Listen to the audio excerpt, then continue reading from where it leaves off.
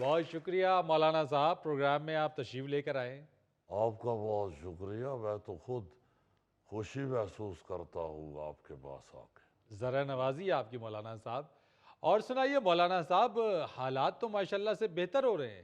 جی ہاں، یہ کہنے کو تو بہتر ہو رہے ہیں، مگر میں یہ سمجھتا ہوں کہ اس وقت تک حالات اس ملک کے اندر بہتر نہیں ہو سکتے جب تک جمہوریت بہتر نہیں ہوگی. اور جمہوریت اس وقت تک بہتر نہیں ہوگی جب تک عوام کے اندر سیاسی شعور نہیں پیدا ہوگا. مولانا صاحب ماشاءاللہ آپ تو سینئر سیاستدان ہیں، آپ لوگ کیا کر رہے ہیں اس حوالے سے پھر؟ دیکھیے، یہ جو پی ڈی ایم بنائی گئی تھی، یہ اسی لیے بنائی گئی تھی، یہ پاکستان ڈیموکریٹک موومنٹ. اور کوئی پی ڈی ایم کا مطلب پجی دال ماش نہیں ہے. یہ جو پاکستان ڈیموکریٹک موومنٹ بنائی گئی تھی، جی یہ اسی لیے بنائی گئی تھی کہ جمہوریت کے آواز بلند کی جائے. یہ جو دھاندلی زدہ الیکشن ہوئے ہیں، ان کے خلاف بات کی جائے.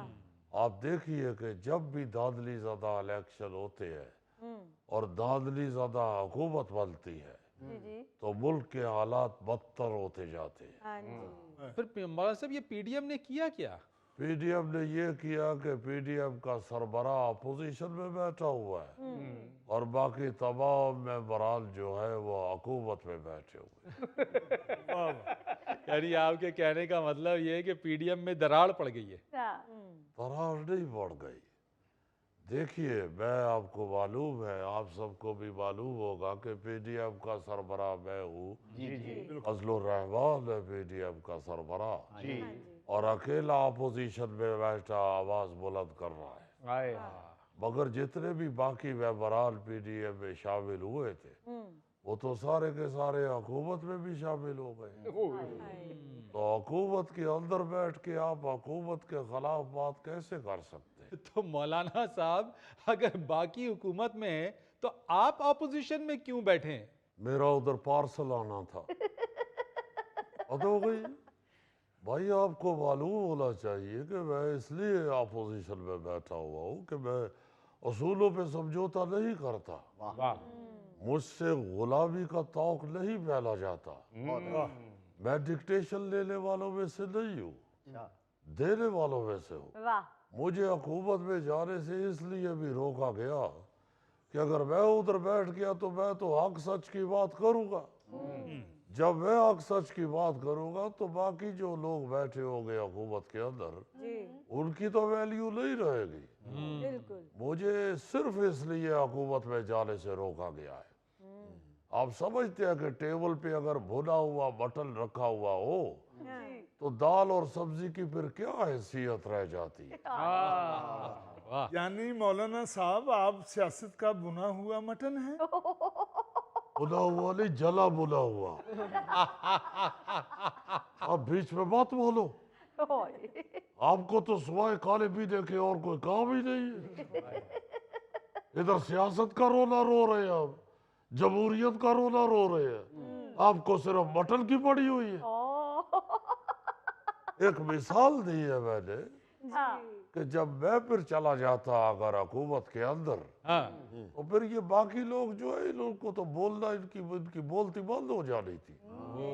یا میں یہ بھی کہتا چلوں کہ حکمران طبقے کو یاد رکھنا چاہیے کہ جب تک میں موجود ہوں ان کی من مرضیوں کی دال نہیں گلنے والی. یہ تو بیچارے ہر وقت اپنے دال دلیے کی فکر میں رہتے ہیں. بالکل. میرا نصب العین اللہ کے فضل سے کچھ اور ہے. میں جس سٹیج سے بات کر رہا ہوں یہ غلامی سے بغاوت کی سٹیج ہے.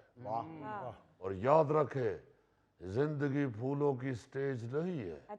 مولانا صاحب زندگی پھولوں کی سیج نہیں ہے. آپ ایمانداری سے بتائیں آپ کی عمر ہے سیج والی؟ عقل تو پہلے سے ہی نہیں تھی، اب عمر بھی کا ہی کچھ خیال کر لیا.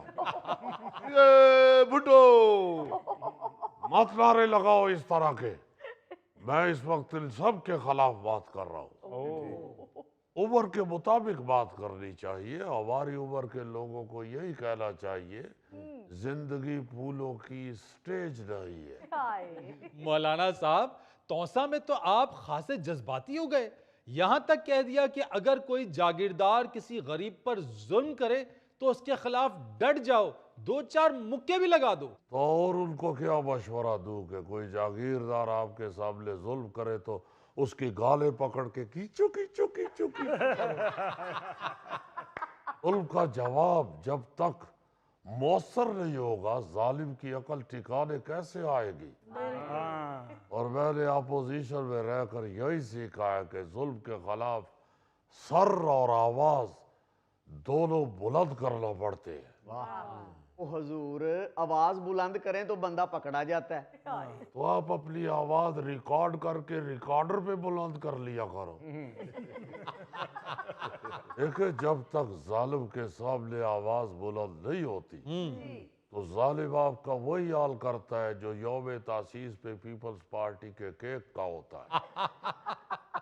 मौलाना साहब, एक तरफ आप ऑपोजिशन के दावेदार हैं, दूसरी तरफ आप पीटीआई से राहो रस्म भी बढ़ा रहे हैं, जबकि पीटीआई की केपीके में हुकूमत भी है। देखे, इस तरह तो जब हमने पीडीएम का आगाज किया जी। उस वक्त पीपल्स पार्टी हमारे साथ थी अच्छा। और उसकी सिद्ध में हुकूमत भी थी। इससे कोई फर्क नहीं पड़ता। चीजों को वफाक की नजर से देखना चाहिए। सुबाहियत की नजर से देखेंगे तो आशूब चशम तो होगा। अच्छा, चलें ये बताएं, पीटीआई के साथ मामला ठीक चल रहे हैं? देखो फरीद, पीटीआई और हम एक ही सुराख से डसे हुए हैं और वो सुराख है इलेक्शन का ब्लैक होल, जिसके राज कोई नहीं जानता। हम इस इलेक्शन को नहीं मानते, अच्छा। पीटीआई भी इस इलेक्शन को नहीं मानती, इसलिए अब हम मिलकर चल रहे हैं, सही। आपस में नरमी ला रहे हैं। और ये नरमी वक्ती नहीं है जी। कि काम निकल गया तो उसके बाद तू कौन और मैं कौन, अच्छा। बल्कि ये ताल्लुक हमारा मजीद मजबूत होगा। जी। या मैं ये जरूर कहूँगा कि पीटीआई को भी अपनी सियासत में स्प्रिंग फिट करने चाहिए और हमें भी अपनी सियासत के अंदर मजीद फोम भरना चाहिए।